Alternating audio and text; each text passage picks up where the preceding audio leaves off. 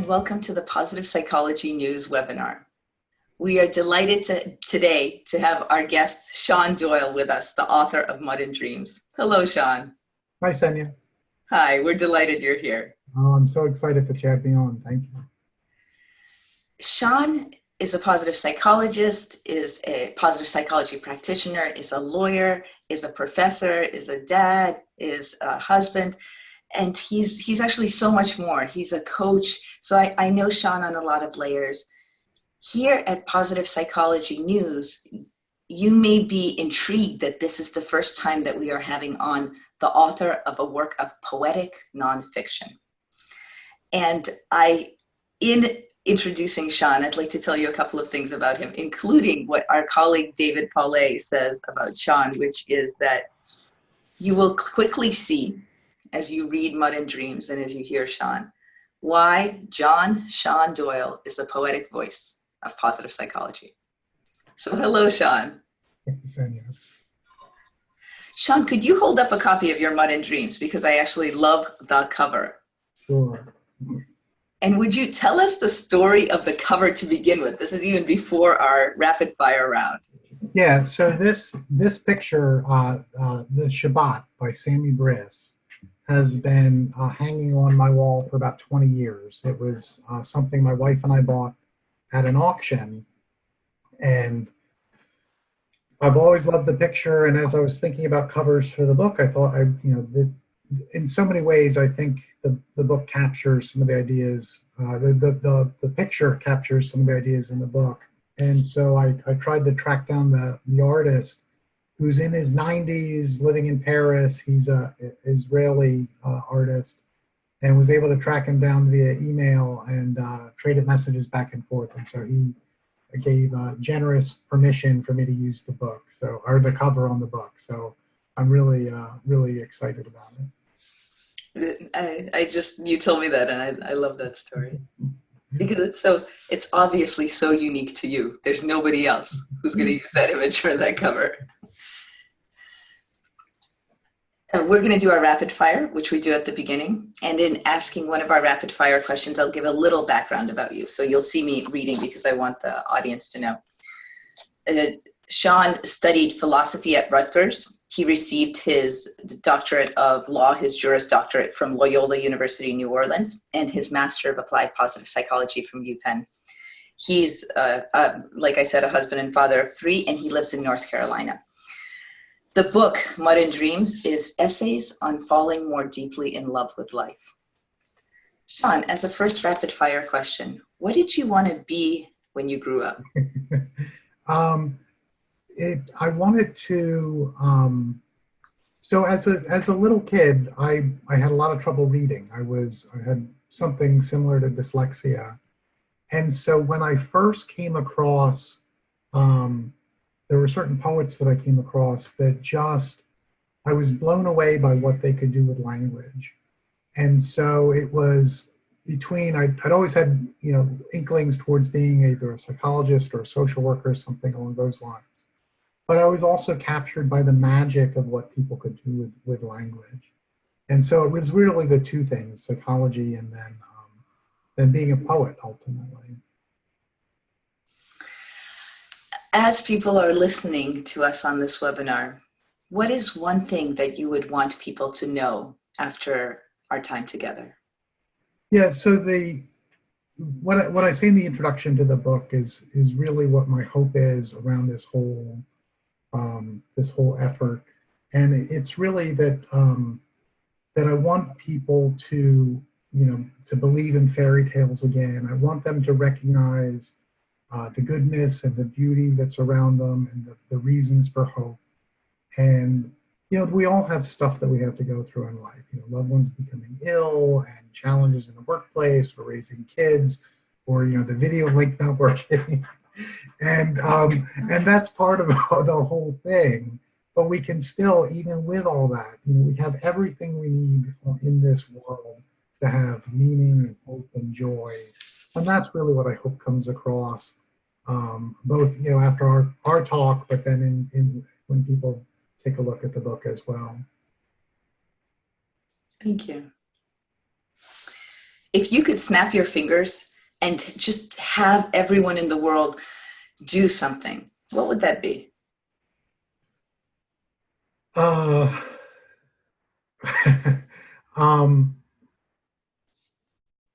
it's so putting on my lawyer hat too.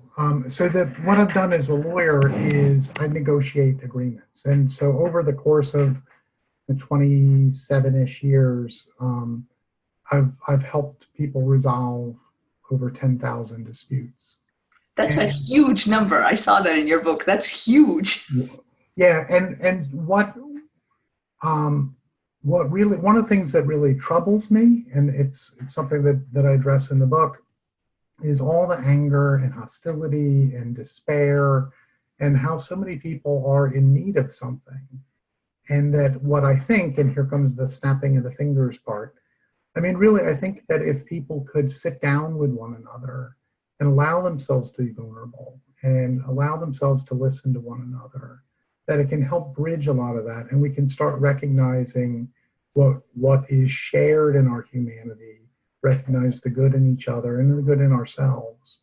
So if I snap my fingers, there'd be a great coming together of people, and in just kind of an honest vulnerability with one another. So people listening in a vulnerable way, is that right? Yeah, listening in a vulnerable way and connecting with one another. Reaching out and noticing one another and acknowledging one another. Thank you. What's the bravest thing you have ever done? I have no idea. What's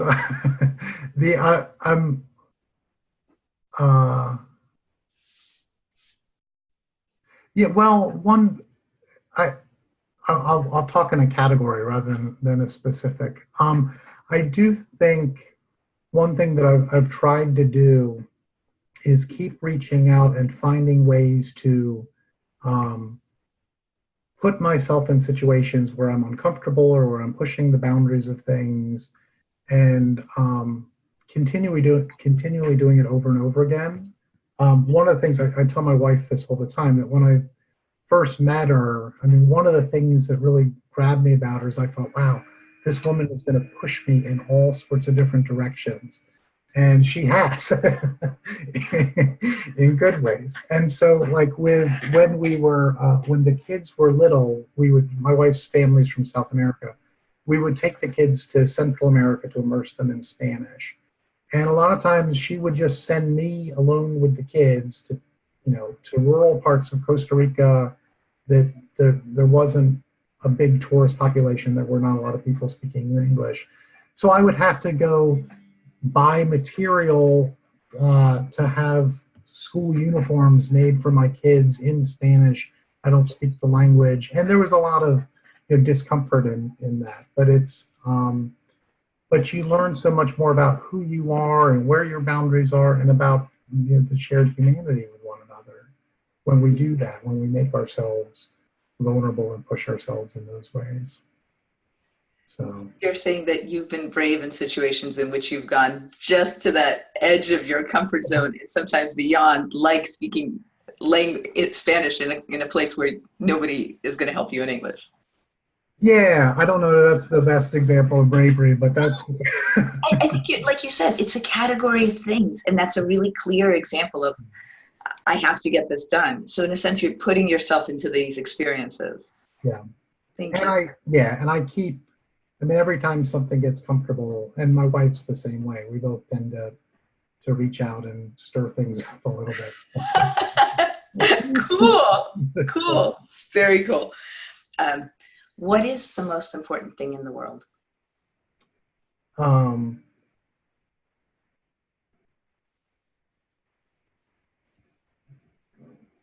that's so hard. You told me these weren't going to be easy questions. The most important thing in the world.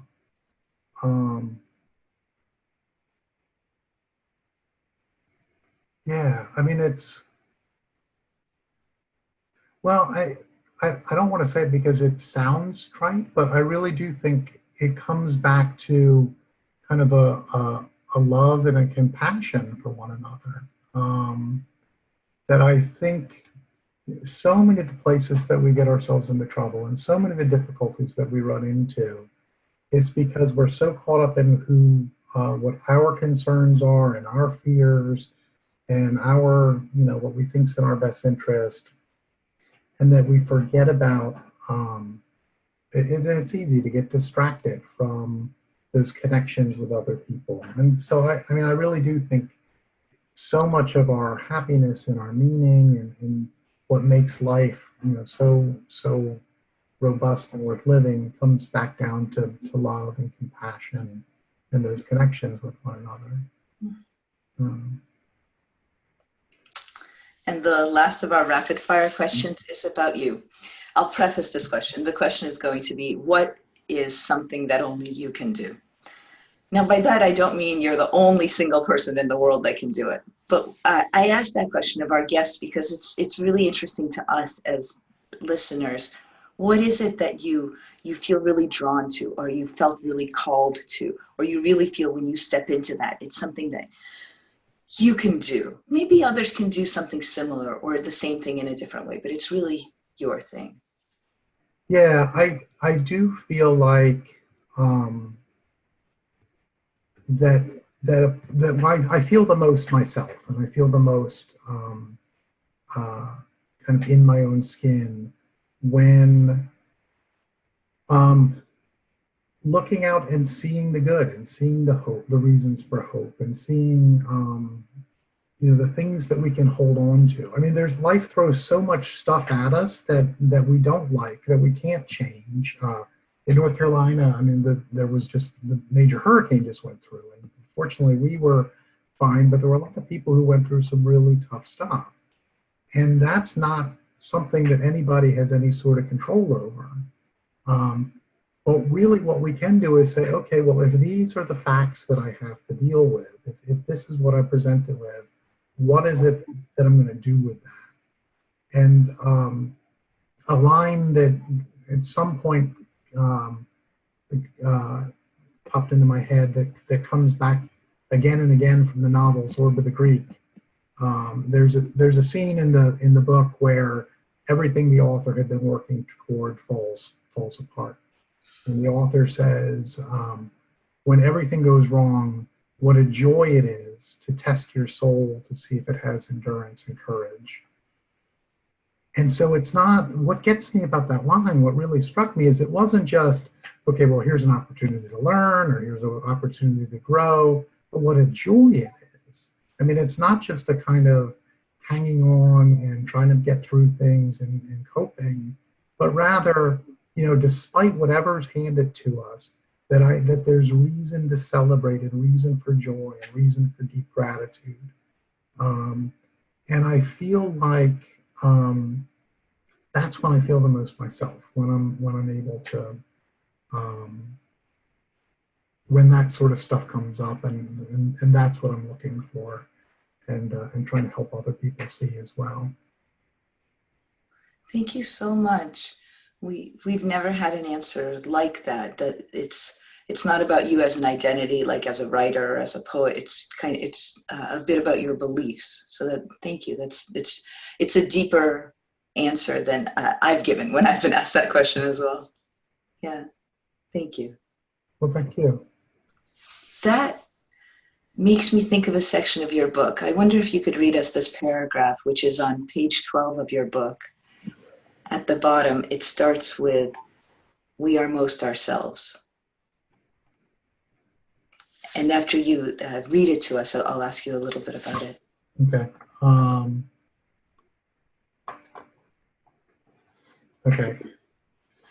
Yeah, so it's in the first essay in the book, which is called Sinkholes.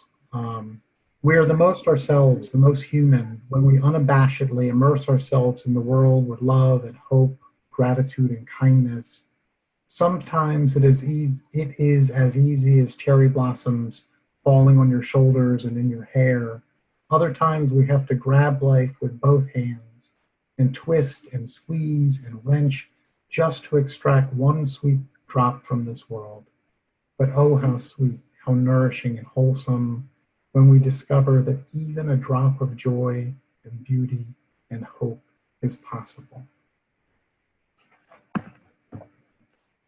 Can you tell us about that passage? Yeah, I mean, I do think that's, a lot of times people feel like they're just wrestling with so much stuff, and that you get but there are, one of the things that we talked about, and in our training in positive psychology, is that a lot of times people have this impression that you shouldn't have to work at being happy. That should just be a natural. Why do we have to study that? Why do you have to do anything around it? But anything we do in life, learning to play the piano or learning Spanish or whatever else, takes some effort and some work, and we're going to have to overcome some things. And life is exactly the same way. And sometimes we're going to have, things are going to be pretty good, and sometimes we're going to have a whole bunch of stuff stacked up against us. And so sometimes you have to work at it, and you have to wrench, and you have to squeeze, and maybe the result of that is just one little thing that we can hold on to. But that one little thing can be so sweet, especially when you have to work so hard for it. The other thing, and it comes up in another essay, but what this brings to mind is some of the longitudinal studies, like with George Valiant, where you look at people who've lived, for folks listening who might not be familiar with it, George was, one of the researchers and the primary researcher for a long time who tracked people through the Grant study, a period of 70 years roughly, from the time they're college age into great grandparenthood, and interviewed their families and the members in the study and all that. And one of the big takeaways from it, or one of the big ones for me, was that here are these people that are going through divorces and losing children and losing limbs and bankruptcies and world wars and all these big tragedies. But when they look backwards over the arc of their lives, that most of them still found a lot of joy and meaning and hope and heartfelt connections. And so for me, all of this is, okay, right, maybe now you're squeezing out just that one drop of something good from things. But when you look back over the arc of your life, there's really a whole lot to celebrate and be grateful for. So that's the kind of the spirit throughout the whole book too. I mean, those are the themes that come up in different contexts over and over again. Just in the about 10 or 15 minutes that we've been talking to you, you keep bringing up this theme and this tension between joy and trouble, hope and conflict or issues. It just seems like there's a dynamic that you keep exploring. Yeah, no, and that's definitely what the book centers on. And so much of it is, well, so take half a step back. So when I went back to positive psychology, I'd been a lawyer for 15 years before I went back to grad school. And there's, lawyers have the highest levels of job dissatisfaction, and there's a lot of conflict, and you're always looking for what can go wrong. And there's a certain virtue in cynicism, which to me has never felt right. And to focus on the good stuff was sort of looked down upon, is that you must not be particularly intellectually rigorous or must not be paying attention to reality or whatever else. And so going back and looking that there's a discipline around this, studying what's right with the world and what's worth celebrating, that gave it a different level of credibility for me. And so, and I'm sorry, I lost what the original question was. You were saying that conflict between joy and, that's right. Or that tension between joy and problems. Yeah. And so what has always troubled me, and that's why I went on the backstory a little bit, is that I really do feel like there's so many people that are so angry, that are so cynical, that have so much despair, and it's only getting worse. You look at studies and you see that, but you turn on the news and you see that too. And so what the book is it's a response to that. And it's saying, look, all this stuff is true. All these things that are out there are really going on out there. I'm not whitewashing it or denying it or pretending it doesn't exist, but saying despite all of that, there is so much more, and that really there is everything that we need right here in front of us, of joy and happiness and meaning and connection with one another. And so that's, the book is just a response to all of that. I've got college-age daughters and who, I'll read about suicides on campus. And you just think about the deep despair that kids are going through. Or you turn on the news and it's constantly people attacking each other and going after one another. And all that's true, and there are real social issues that need to be addressed. But I get really concerned and really worried that people are losing their sense of grounding and their sense of their hope and their joy in life as well. So they're definitely, that is what's coming through in the book, it's a response to all of that.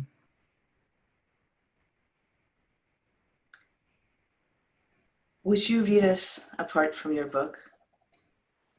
Sure. I'm going to turn my video off when you do this. We're already starting to have questions come in, so I'll be asking those as well. Okay. But at this point, I'm actually going to go quiet and just let all of us enjoy you. Okay.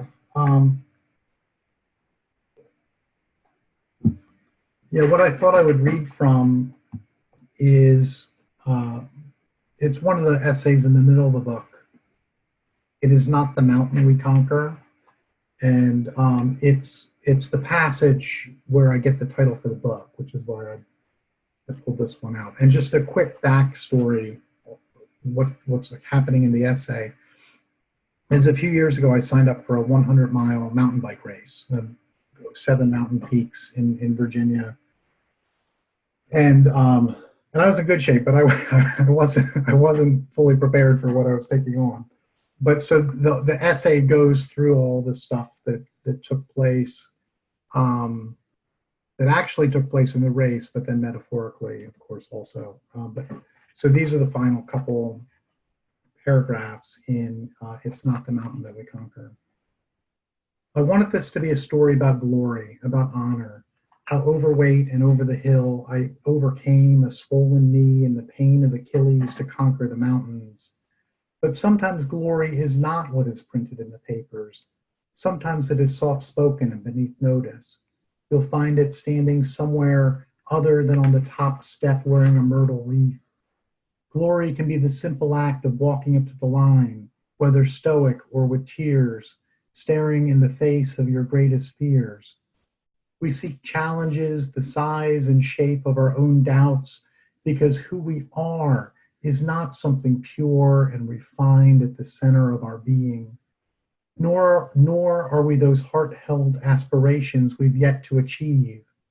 We're hybrid creatures, both mud and dreams. There is no contradiction between gritty determination and appropriate disengagement. It is when we press the limits of who we are that we discover ourselves as honest and alive. It's when we look through our tears into the unblinking stare of our doubts and our fears that we uncover our greatest beauty, strength, and majesty. The essence of who we are resides in the margins of our lives. It's in these borderlands where we take the first great taste of salty freedom. I did not finish the race on that summer day. It's a race I am still running. That afternoon on a bicycle was just one moment in just one lifetime, a moment like every other one, like every other morning when the clock sounds and we push aside the covers and dare to live as if we were wholly and completely alive.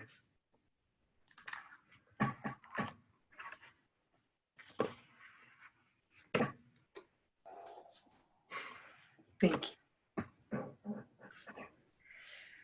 I'm going to do something unusual at this point. Dear viewers, please feel free to type in anything you'd like to into the chat box, and I'll read it out loud. First comment that's coming in, powerful.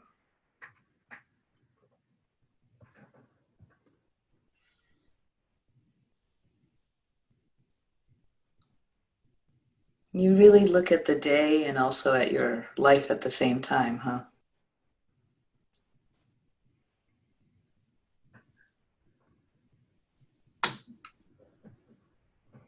That's what we have for comments right now. Thank you, Sean. That really was beautiful to listen to. Well, thank you. And I'm going to type the link again into our chat box, but also letting people know that this is, as you've already seen. Oh, for some reason I'm not able to type it in. Oh, some people are saying it's lyrical, it's musical. People are saying, oh, people are asking, actually, a couple of people have asked, where can they find the quote of Zorba the Greek? And also, that's would love the bigger context from the Zorba the Greek quotation you mentioned. Yeah. It's so moving. Would you tell us? Yeah, so the quote is in one of the final chapters in the book, and Senya, I can email you exactly where. And the quote again is, when everything goes wrong, now under pressure, when everything goes wrong, what a joy it is to test your soul to see if it has endurance and courage. And the context for it is, I mean, the two characters in the novel. So Zorba is the main character, and then the narrator, who's you never get his name. Zorba is very, embracing life and just lives out loud, and certainly not a very politically correct character either. I mean, so there's all the downsides of it as well. And the narrator is much more bookish, much more reserved.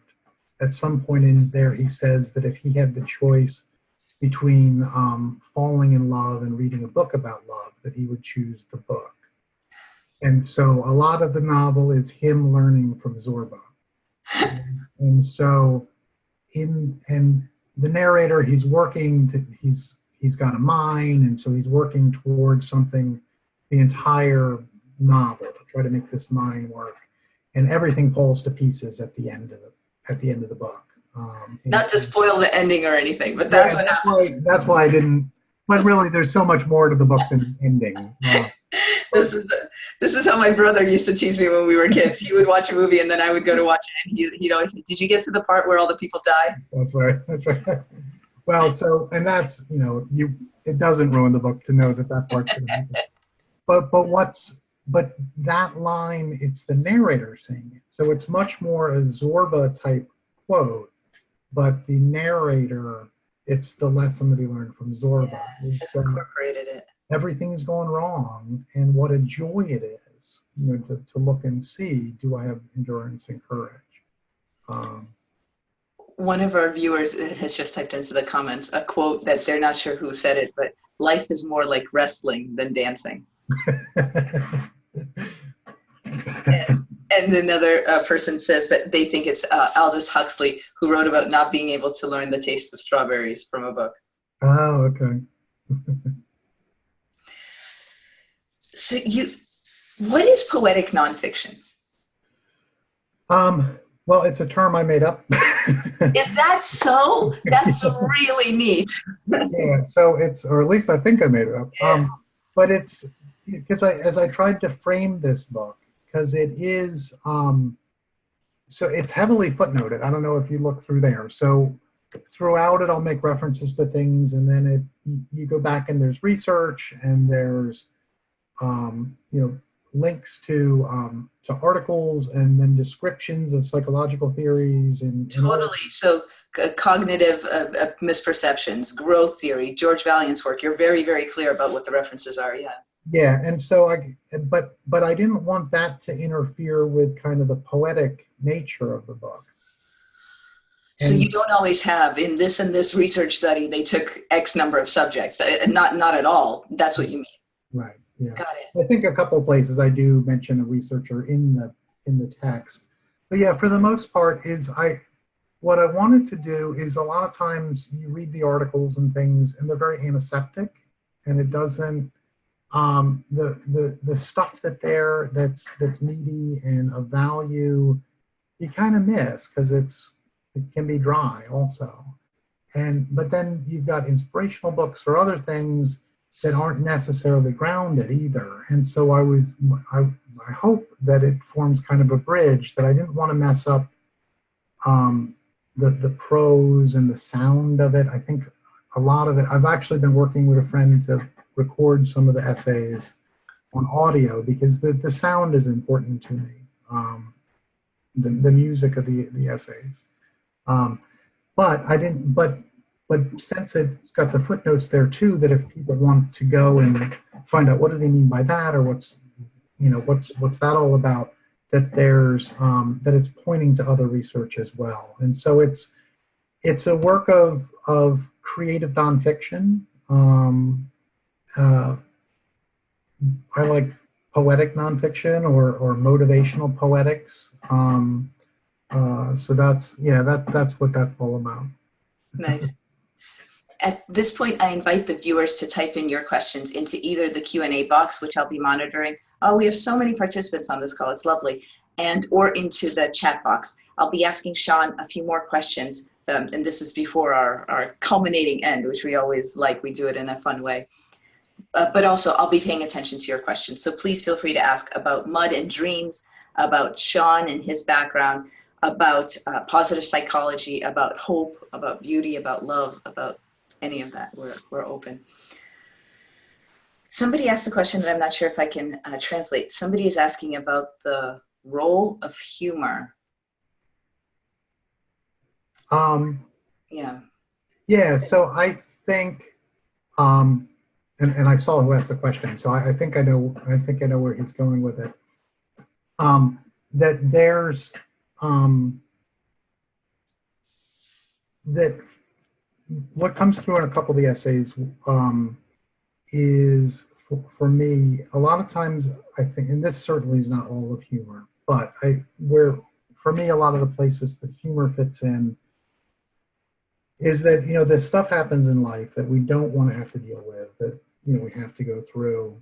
And that I've just always been very impressed by, I'm thinking of some Tibetan Buddhist monks in particular, that just the laughter and the happiness, even dealing with hard stuff, and that where the humor is kind of saying about themselves, like, how silly of me to think that the universe was going to present itself in a particular way.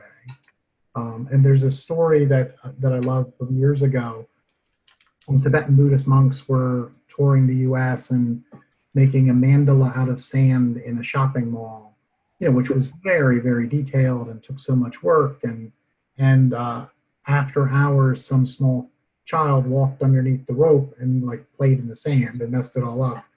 And their response when they came back the next day was to laugh and start all over again, which is just wonderful. And it is the laughter, to me, what it's saying is, the universe doesn't really care what it is that my plans were. How silly of me to think otherwise. And so you just start putting together the mandala again. So I'm not sure if that's a good visual. That's so visual, and that addressed this question directly. The role of humor for joy to follow. It's so visual. Oh, great. We have another question that's just come in that ties with as we've talked about, joy, but in tension with issues or with problems. So this person asks, how can one find hope when they don't feel hopeful? Any advice? Yeah, so it's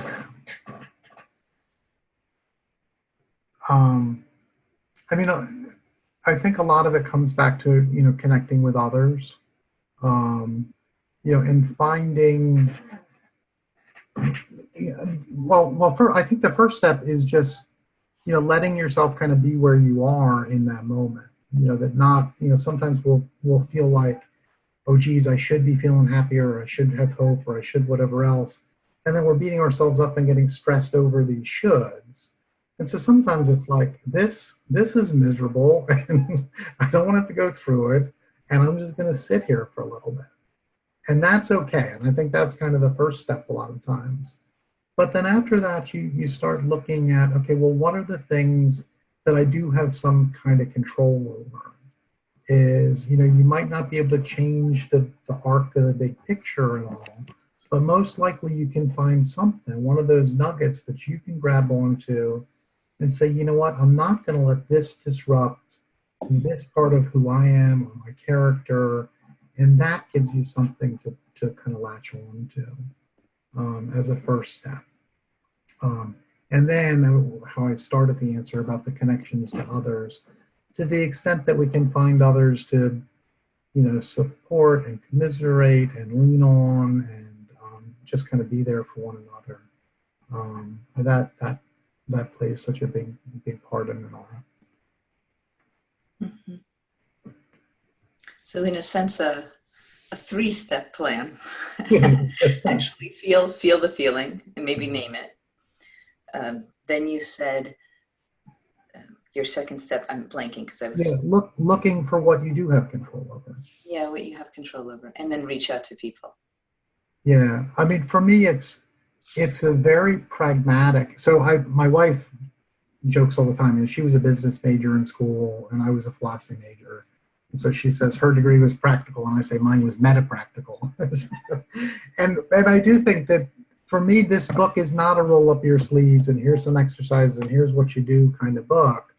But I do think it's meta-practical, that it looks at, it's very pragmatic in the sense that, okay, here's a lot of stuff I don't want to deal with.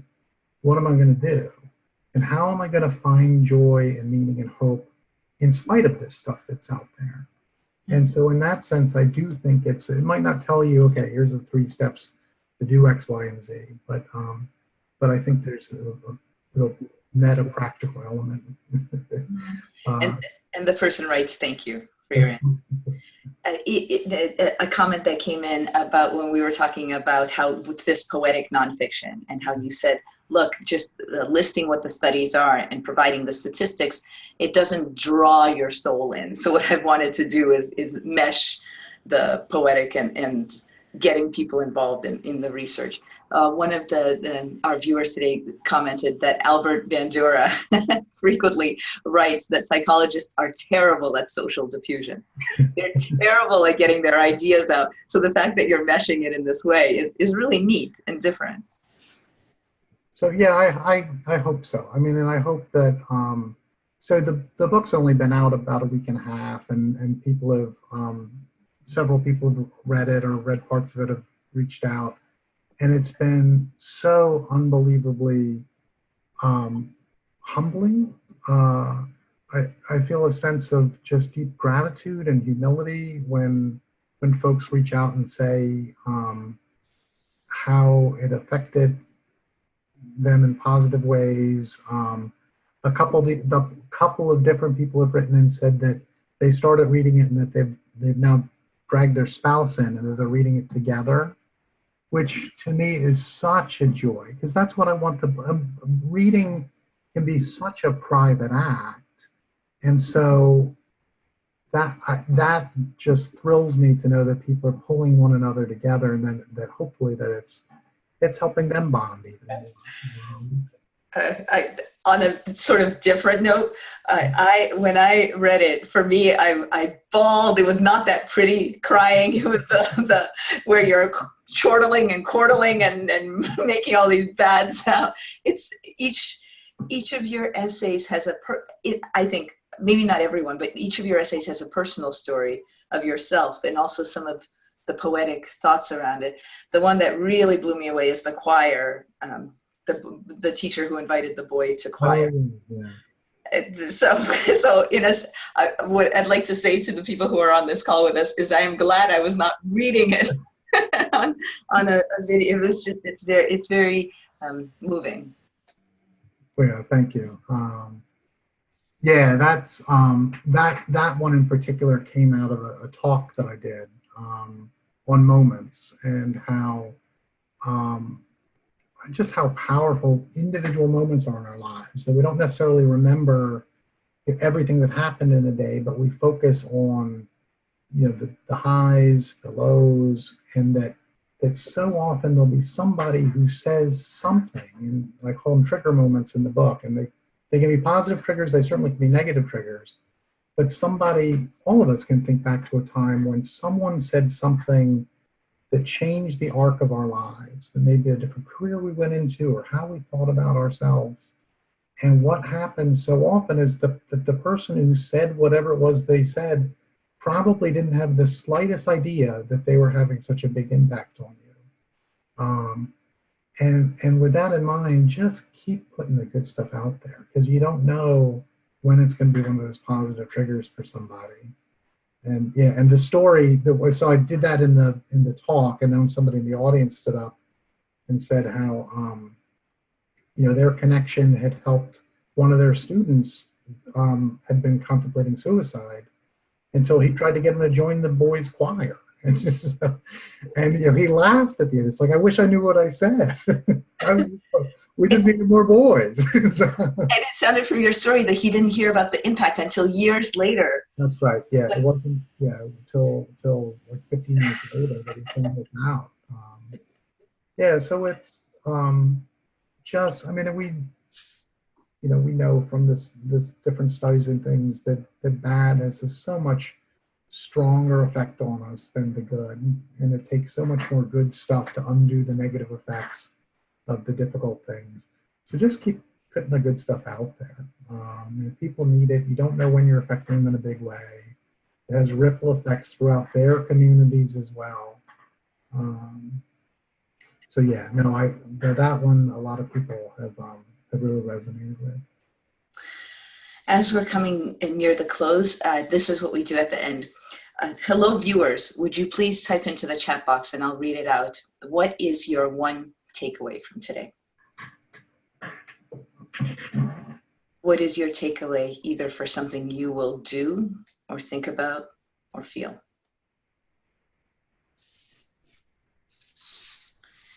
And as our readers, our viewers type that, I'm even wondering, is there a passage from your book that we should close on, or that we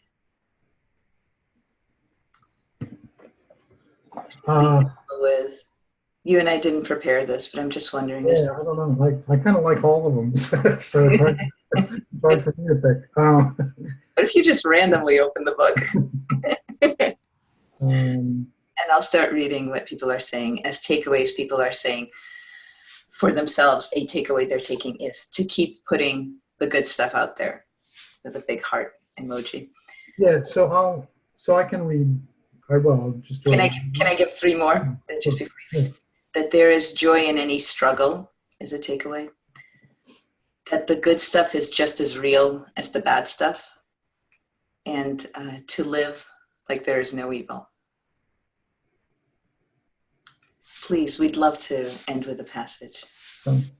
This is just so rewarding for me. I mean, to hear the positive responses from people.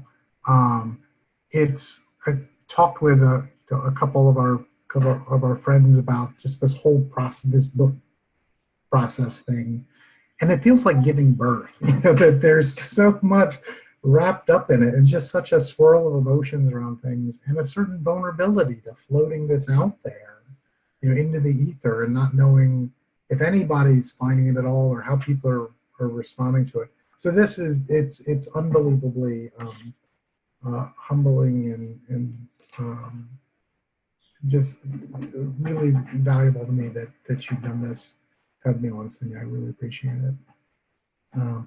But so I opened the book at random, and this is the last paragraph in the chapter Horizons. So maybe I'm biased by my hope. What I do know is that there are multiple credible interpretations of the world. Life is a game, a story, a tragedy, a comedy, a mission, an art. an adventure, a disease, desire, selflessness, honor, learning, suffering, an investment, and relationships. At times, life simply is. Whether you believe we only get one shot or that how we live makes a difference in the afterlife or future lives, what you decide now matters. If we must play the game, we might as well play it beautifully. See what we can learn, try to make things better and easier for one another, and enjoy the ride as much as we can. What we decide now is what matters. Yeah. Enjoy the ride as much as we can. In line with what our last commenter is saying to us, which is to maintain the joy through a particular journey is what's important. Thank you so much, Sean. We really, really appreciate having you on.